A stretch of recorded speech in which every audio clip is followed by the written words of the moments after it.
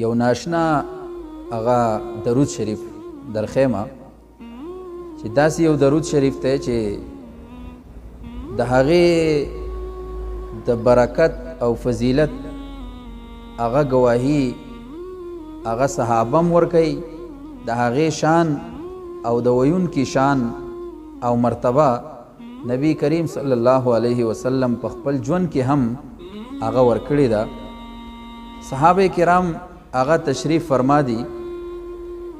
یو سړی راغی د نبی کریم صلی الله علیه وسلم مجلس ته، او نبی کریم صلی الله علیه وسلم هغه خپل خوا ته کینو. په خپل خوا کې کینو، یو طرف ته حضرت ابوبکر صدیق رضی الله عنه په منځ کې دغه صاحب، او بل طرف ته حضور نبی کریم صلی الله علیه و آله وسلم هغه تشریف فرماو.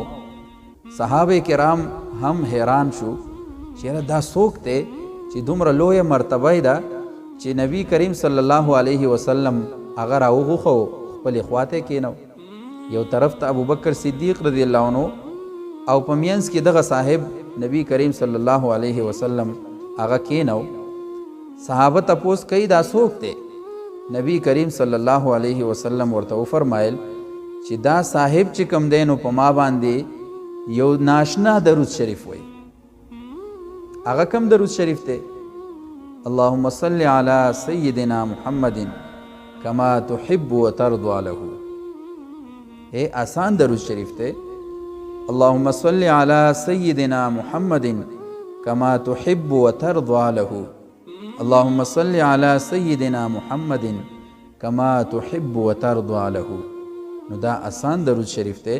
ستاسو خدمت کی گزارش دا دی چې دا د خپل ژوند یو معمول جوړ.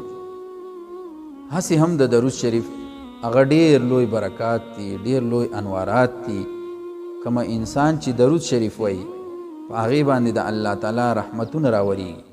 یو پیرا نبی علیه صلات وسلام فرمایي چې درود شریف څوک وایي نو په ده باندې 10 رحمتونه د الله تعالی او فضیلتونه د الله تعالی هغه را نازلیږي. نو مهرباني وکئ دا درود شریف چې کوم دی نو دا ډېرې لوی مرتبې والا هغه درود شریف دی. دا د خپل ژوند معمول جوړ کئ. روزانه هغه کم از کم 101 پیرې دا درود شریف تاسو وایئ. اللهم صل علی سیدنا محمد کما تحب وترضى له. دا د خپل ژوند هغه معمول جوړ کئ.